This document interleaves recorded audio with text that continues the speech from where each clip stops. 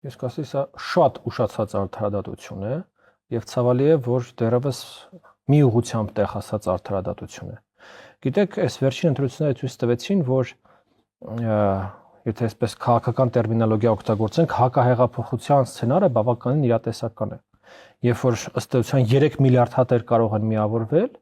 ու երկիրը տանել բոլորովին այլ ուղղությամբ, քան այդ երկրի բնակչությունը, այդ երկրի հասարակությունը, առողջ բանականությունը, այդ երկրի շահերը պահանջում են։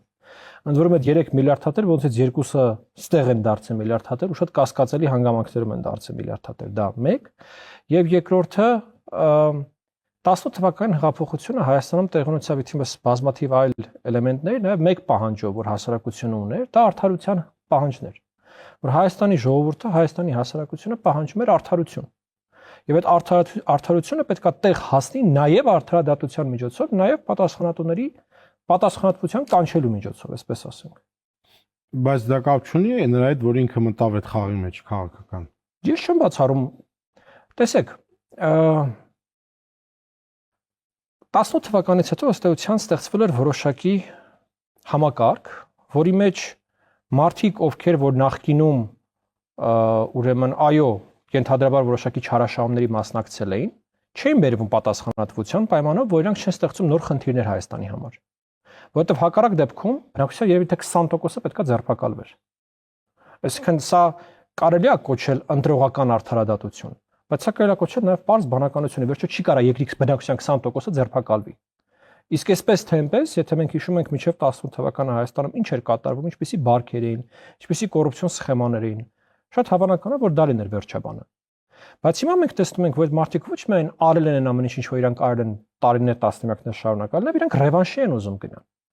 Իրանք ուզում են ռեստավրացնեն այն համակարգը, որը որ Հայաստանում գոյություն ունեցել մինչև 18 թվականը։ Շատերը կասեն, էլի նախկիներով սարսափեցնում եք։ Չենք սարսափեցնում։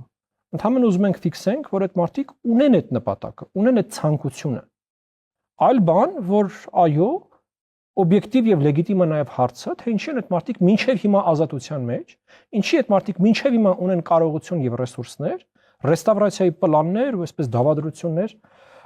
մշակելու համար։ Ինչի են օրինակ համար դուք Գագիկ Ծառուկյանն եք ասում, ես շարունակեմ այդ խոսակցությունը, ինչի է Ռոբերտ Քոչյանը եւ Սերժ Սարգսյանը մինչեւ հիմա ձեռքերը գրպանները դրած շվշվացնելով մանգալի Երևանում ու խոսում իշխանություն վերցնելու մասին։ Ես Սարգսյանը չմասնակցեց ընտրություններին։ Դա չմասնակցեց, Ռոբերտ Քոչյանը մասնակցեց։ Սերժ Սարգսյանն էլ ես կասկածներում եմ, այնտեղ ֆրակցիաներից մեկում ահագին մարդ ունի, որ իրականում Իրանն են, ոչ թե ռուսաստանցի օլիգարխին է։ Տեսեք, իրանք էլ այլ տարբերակ են ասում։ Իրանք ասում են մենք չենք ուզում Հայաստանը դառնա Մոլդովա, Ուկրաինա, իսկ մենք գնում ենք այդ սցենարով։ Հայաստանը Մոլդովա եւ Ուկրաինա դարձնելու ամենամեծ առաջատարները հենց իրանք են։ Որտեղ իրանք Քոչյանը ասում է մենք ես մեկ օրում կլուծեմ Ռուսաստանի հետ մեր խնդիրները։ Հա, Հայաստանը կդարձնի օրինակի համար Ռուսաստանի սուբյեկտ ֆեդերացիայի եւ դարով կլուծի հարցերը։ Դա հարցի լուծում չի, էլի, դա ոնց որ ասած ունքը դզելու տեղը աչքը հանել է։ Հասկանում եք, ի՞նչ է հիմա տեղի ունենում Հայաստանի եւ Ռուսաստանի միջեւ։ Տեղի ունենում հարաբերությունների վերաարժևորում։ Տեղի ունենում հայ-ռուսական հարաբերությունների փոխակերպում։ Երբ որ վերտիկալ հարաբերություններից, որտեղ կա գաղութատեր, գաղութարար ու գաղութ, այդ հարաբերությունները վերափոխվում են։ Այդ հարաբերությունները հիմնական չափազանցնում եք։ Դա քողարկում եք, այդ ընդդիմությունը դուք դա քողարկում եք արևմուտքի ձեռքին գործիք դառնալը։ Հեսա կգանք եւ դրա համար մենք պատժվում ենք։ Հեսա կգանք արևմուտքին։ Նորից եմ ուզում կրկնել։ Ռուսաստանը չի ուզում մեզ գաղութացնել։ Ռուսաստանը ոչ թե չի ուզում, Ռուսաստանը մեզ գաղութացրել էր։ Երկրի բոլոր ենթակառուցվածքները, բոլոր ռազմավարական նշանակության օբյեկտները, ամեն ինչ որ գտնում է այդ երկրի ձեռքին։ Հայաստանը 13 թվականին ուրեմն ներողություն սեպտեմբերի 3-ին 13 թվականները թե ճիշտ եմ հիշում մի գիշերվա ընթացքում իր բնականոն զարգացման ուղուց շեղվում է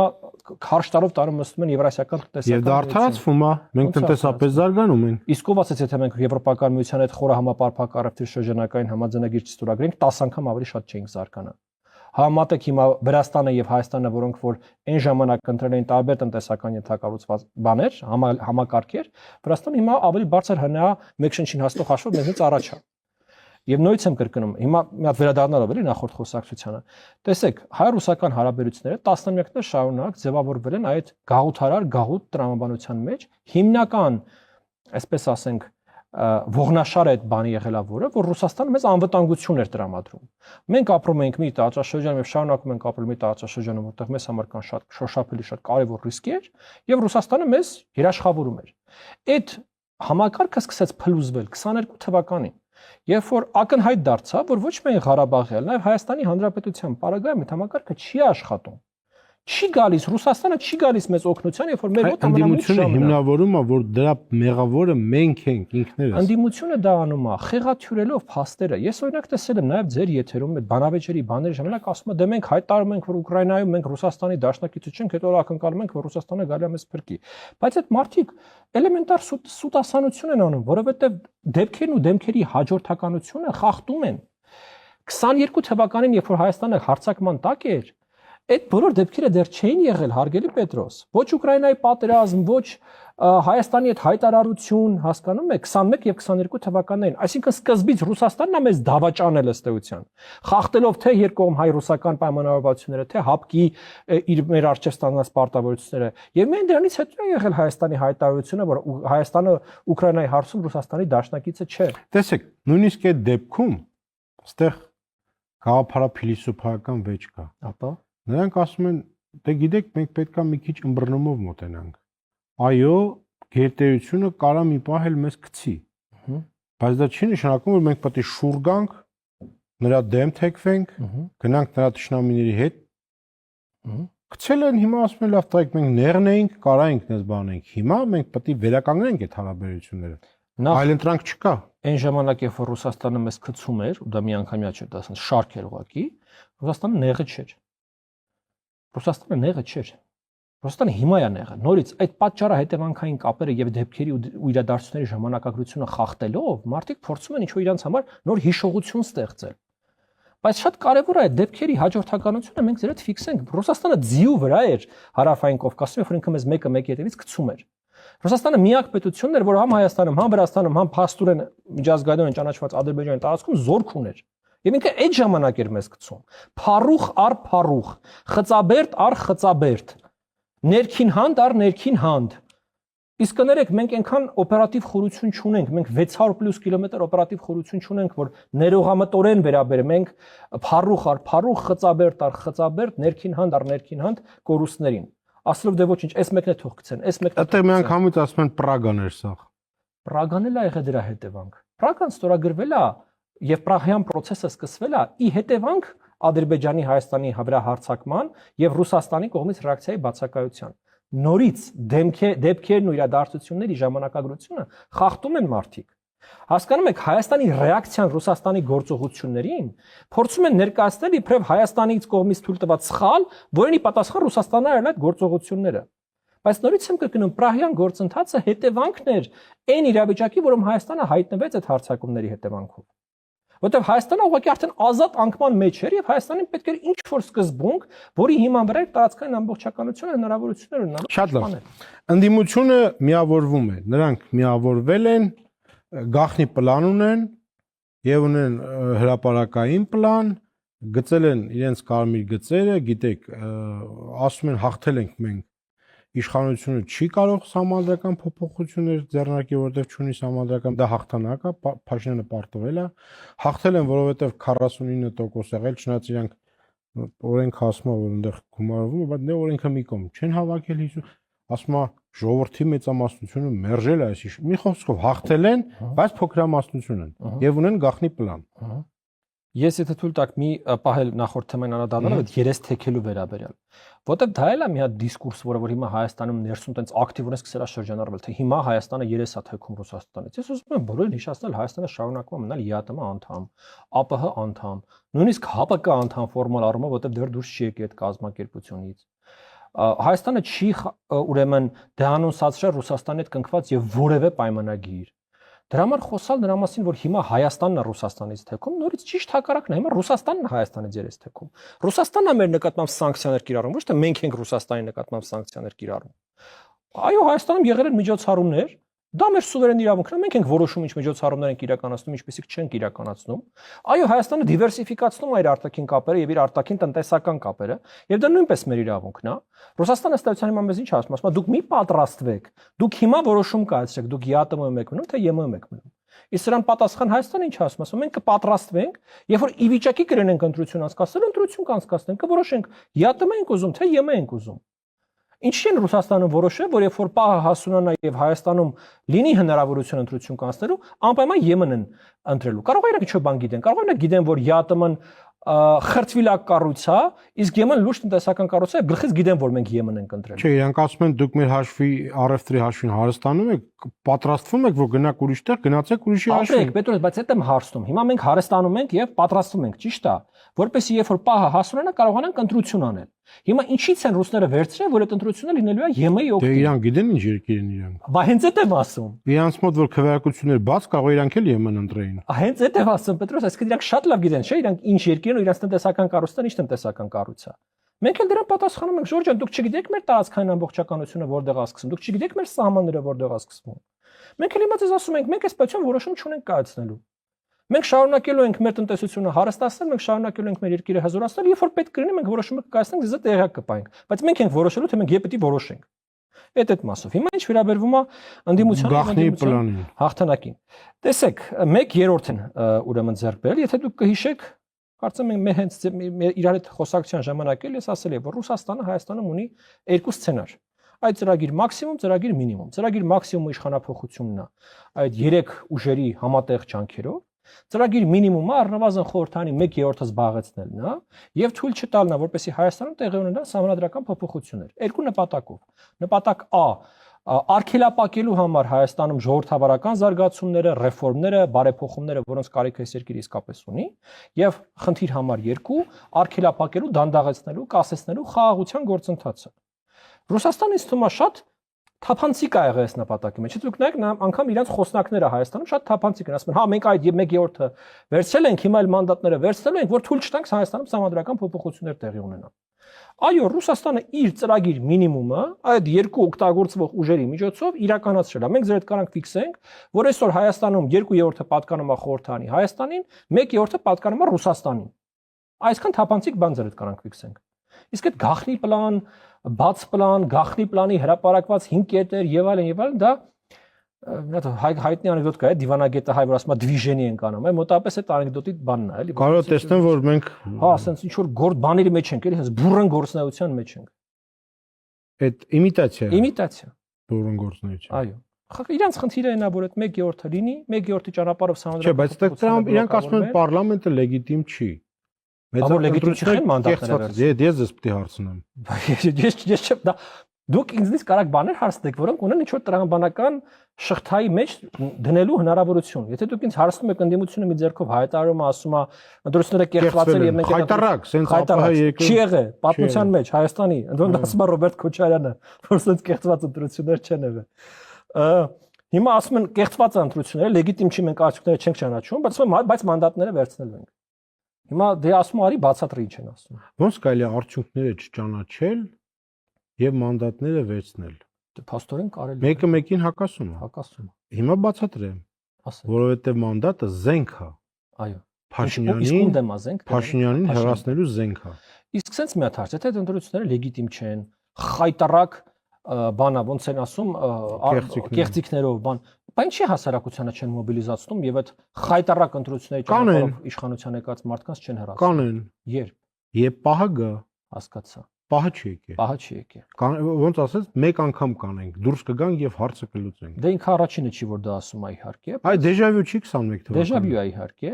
բայց գիտեք, երի զենքա, մանդատը զենքա Հայաստանում հետ ընտրական զարգացումները, երբ որ ընտրությունները կեղծված են։ Դա ժողովուրդը լցում էր փողոց։ Այո, ի վերջո եղել է մարտի 1,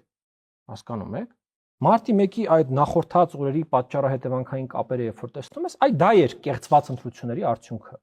Հիմա իրանք ասում են բանա, կեղծվել է, բայց մենք ամեն դեպքում մանդատները կվերցնենք, երբ որ պահնել հասունանա, ծես տեղյակ կպայենք, թե ինչ ենք անելու փողոցային պայքարի հետ։ Հրաշք։ Իսկ գաղտնի պլանը դուք կարծում եք չկա իրականում։ Թե գաղտնի պլանից եթե 5 կետ արդեն հրապարակել են։ Չէ, դրանք գաղտնի չեն, դրանք հրապարակային կետեր են։ Դրանք գաղտնի պլանի հրապարակային կետերն են, հասկացա։ Չկա։ Այստեղ նաև միկրո մակարդակում է հետաքրքիր զարգացում։ Օրինակ Աղվան Վարդանյանը գնացել էր շատ ինտելեկտուալ հաղորդման եւ հայտարարել, որ եթե Փաշինյանը ընտրվի, ինքը մանդատ չի վերցնի։ Հիմա ցանկում է վերցնում է։ Վերցնելու է։ Գիտեք, ես կարծում եմ, տենց առանձին դեմքերի քննարկման վերածել այնքան էլ տրամաբանական չի միտք չունի, որովհետև նույնից եմ ասում, էլի, ես ինձ համար բայց խոսքի արժեքը պետք է մեր երկրում ինչ որ արժեք ունենա, որովհետև ինքը կոչվում է խոսքի արժեք։ Ոչ, նորից եմ կրկնում, չունի եւ չի ունենալու, որովհետև այդ մարդիկ չեն որոշումներ կայացնողները։ Իրանց փոխարեն որոշումներ կայացնողները կայացնում են այդ որոշումները։ Ես եւս մեկ անգամ ուզում եմ այդ միտքը կրկնել, որովհետև կարծում եմ դա կարևոր արձանագրում է, էլի, որ այսօր Հայաստանի խորհրդանում Ռուսաստանը ունի ձայների 1/3։ Ոչ թե ռուսական պրոքսիները օրինակ համար ունեն, ոչ թե ռուսական հարում կամ հակում ունեցող կամ ռուսական կողմնորոշում ունեցող ուժեր ունեն, այլ Ռուսաստանը Հայաստանի խորհրդանում ունի 1/3։ Լսի լավ, նա իրանց միացել է ՀԱԿ-ը, ինչպես նաև այն ծռերը։ Դրանք են ծռերը հայտնի հակառուս։ Իսկ կարող է այնքան էլ չէ։ Իսկ կարող է ռուսները օրինակ համար այնքան բիթ էին, որ պրոարևմտյան շարքերի ամենածայրահեղական թվացող ուժին էին ընդդե դրել, որ նաև այդ դաշտ օրինակ համար փչացնեին։ Գիտեք, շատ լավ բան է գնում էլի ըստեյության, լյուստրացիա է գնում, թե ով ում բարեկամն է եւ ով իրականում ինչ է ասում։ Չես կարա դու պրոարևմտյան դες ու գնաս ռուսական օլիգարխի, ռուս օլիգարխի, ուրեմն օրակարգը կիսես եւ առաջնորդած ուժի մեջ մտնես։ Նույնը վերաբերում է ՀԱԿ-ին։ 2 կոպեկի համար գնալ եւ լևոնականության ամբողջ ժառանգությունը ուղղակի ոչնչացնել։ Լևոն Զուրաբյանը ըստ էության Հայաստանում լևոնականության գերեզմանափորը դարձավ։ Իր թիմակիցների հետ։ Իրանց չխղճում են մարդուն խղճան, ում ամբողջ քաղաքական կապիտալը ուղղակի ոչնչացնում են հիմա։ Ոչ։ Ինչու՞։ Իրանք շատ դուրս ձայներ ունեն, բայց այդ ձայները տվեցին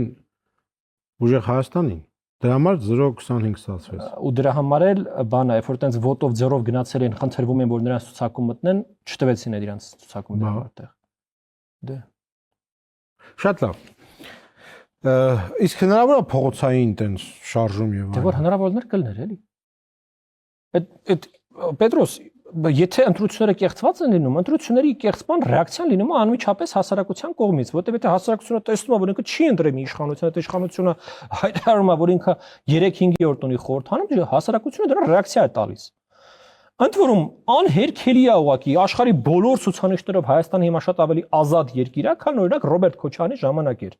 Եվ անգամ Ռոբերտ Քոչարյանի ժամանակ էր հասարակությունը բուրըն ռեակցիա տալիս ընտրությունների կեղծիքներին։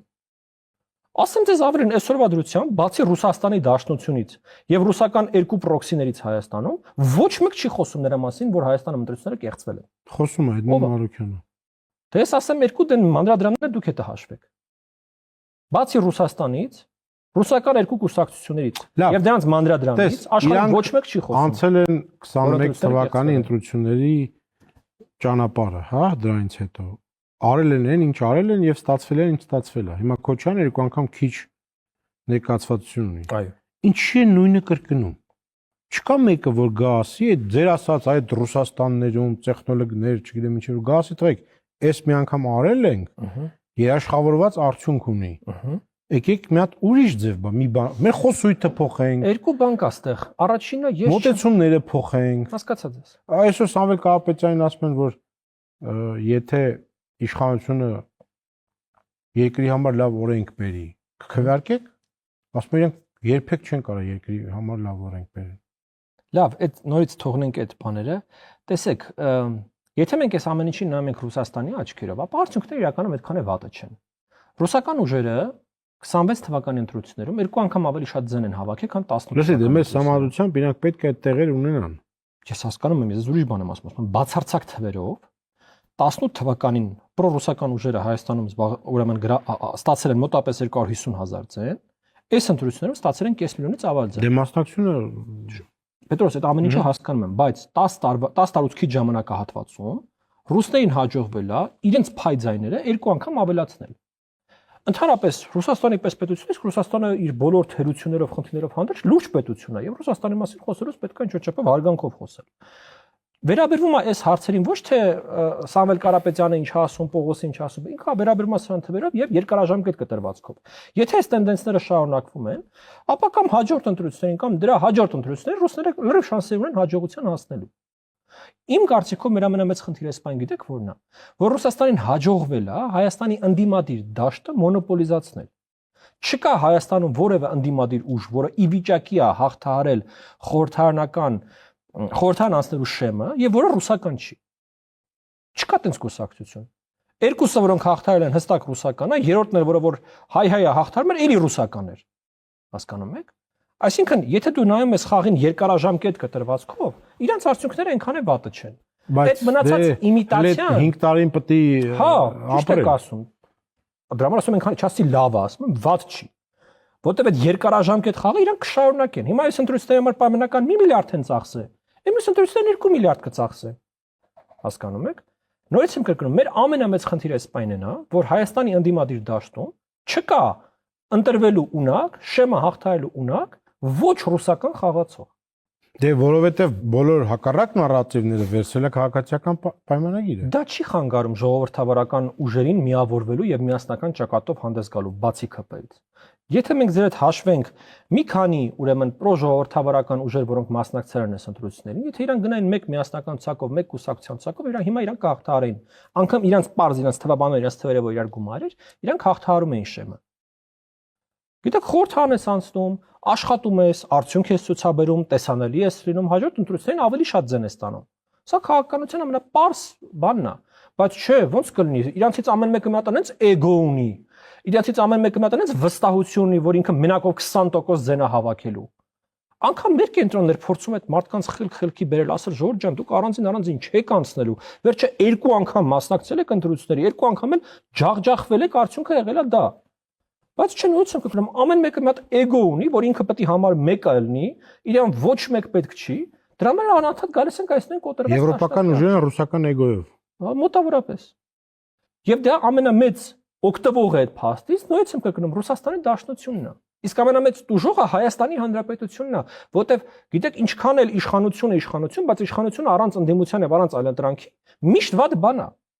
Իսկ քանի դեռ քո իշխանության միակ այլընտրանքը Ռուսաստանն է, ռուսական ուժերն են, քո երկիրը գտնվում է պերմանենտ վտանգի մեջ։ Ոնց է բացատրում, որ Ռուսաստանը չի շնորհավորում եւ հայտարարում են, որ տարբեր պաշտոնյաներ, էքսպերտներ, որ լեգիտիմ չի ընտրությունները, իշխանությունը լեգիտիմ չի, ճնշել են խղճ ընդդիմությանը, սարսափելի բռնություններ են եղել, ձերբակալել են ընդդիմությանը, բայց Եկատերինբուրգում Միշուստինը գալիս է եւ ըստ էության ճանաչում է, որովհետեւ զրուցում են ընտրություններից հետո վարչապետի հետ։ Ձեր մեկնաբանությունը։ Դե չճանաչելը ինքը մի քիչ կոնկրետ քաղաքական կատեգորիա է։ Ռուսաստանը այնպես չի, որ չի ճանաչում Հայաստանի իշխանություններին, որտեղ դա հստակ հայտարարություն է ենթադրում եւ հստակ գործողություններ է ենթադրում։ Այո, Ռուսաստանի նախագահի խոսնակը խոսել է ինչ-ինչ խախտումների մասին։ Իհարկե մի քիչ կոմիկ է, որ դա Ռուսաստանի նախագահի խոսնակն է խոսում որևէ երկրում ընտրություններում խախտումների մասին, որտեղ մենք տեսել ենք թե Ռուսաստանում ընտրությունները ոնց են։ Այնտեղ խախտումներ չկան, որտեղ ընտրություններ չկան։ Լավ, կարանք ավելի པարզ այդպես ձևակերպենք։ Բայց նաև եկեք ֆիքսենք, որ Ռուսաստանից բացի ընդհանրապես ոչ մեկ չի խոսել Հայաստանում ընտրություններում խախտումների մասին, իսկ դիտորդական առաքելությունների պակաս այս ընտրություններում չկա։ Այդ թվում ԱՊՀ։ Այդ թվում ԱՊՀ։ Ինչ վերաբերվում է այդ հայտարարությունները, մենք ձեր կարանք ամբողջությամբ տեղավորենք այդ եւ նախընտրական եւ հետընտրական են հիբրիդային հարվածների տրամաբանության մեջ, որոնց մասին այդքան խոսվեց։ Այդ հիբրիդային հարվածներ տերմինը ուղղակի այնքան օգտագործվեց, որ մարդկանց մոտ ոնց որ արդեն մի քիչ ներվա միացել է արտահայտությունը լսելուց կամ նույնիսկ ձեռն առնում է արտահայտությանը։ Բայց բարեկամներ, այն ամեն ինչ որ հիմա անում է Ռուսաստանը, դա ոչ կոնվենցիոնալ պատերազմ է Հայաստանի դեմ։ Ինչու են մեծնս ճնշում։ Ինչ են ուզում։ Ասեմ, հարգելի Պետրոս, երկու ծրագիր կար մինչև ընտրությունները։ Մեկը դա իշխանություն վերցնելն էր, դա նորից ծրագիր մաքսիմումներ, եւ կա ծրագիր մինիմում, որը հիմա շարունակվում է ըստ էության։ Ծրագիր մինիմումի մի նպատակը Ռուսաստանի ստրատեգիական ակտիվները Հայաստանում պահել, պաշտպանելն է, երկաթգծեր, ատոմակայան, հեծ եւ այլն, հա, դա մի նպատակն է։ Երկրորդ նպատակը հնարավորինս կասեցնել, դանդաղացնել հայ-ադրբեջանական խաղաղության process-ն ու հայ-թուրքական կարգավորման process-ը, որովհետեւ այս երկու կոնֆլիկտները կամ այս երկու փակ բացակայող հարաբերությունները Հարավային Կովկասում Ռուսաստանի համար շատ կարեւոր ուրեմն ազդեցության գործիքներ են կամ շատ կարևոր ազդեցության խարիսխներ են, այս երկուսը այն նպատակն է, որը հիմա Ռուսաստանը հետապնդում է։ Եվ վերջապես երրորդը այնպես անել, որ Հայաստանը այս ներքաղաքական գզվրտվոցի մեջ լինի, եթե ստացվի մոտները ճգնաժամի մեջ լինի, մինչև որ իրանք Ուկրաինայում որոշակի հայտարարի կարողանան գալ, որոշակի ինչ որ գծի կարողանան գալ եւ իրենց քաղաքական էներգիան կարողանան վերուղղորդել դեպի հարավային Կովկաս։ Եւ թույլ չտալ Հայաստանին դիվերսիֆիկացնել իր արտաքին քաղաքական կապերը, իր արտաքին տնտեսական կապերը եւ այլն եւ այլն։ Այս 3 բանն է, նպատակն է, ինչի է Ռուսաստանը հիմա շարունակում իր հիբրիդային հարվածները Հայաստանի դեմ։ Դրա մեջ եւ սանկցիաներն են մտնում, դրա մեջ եւ այս իրենց ուժերին աջակցելն է մտնում, դրա մեջ այդ հայտարարություններն են մտնում։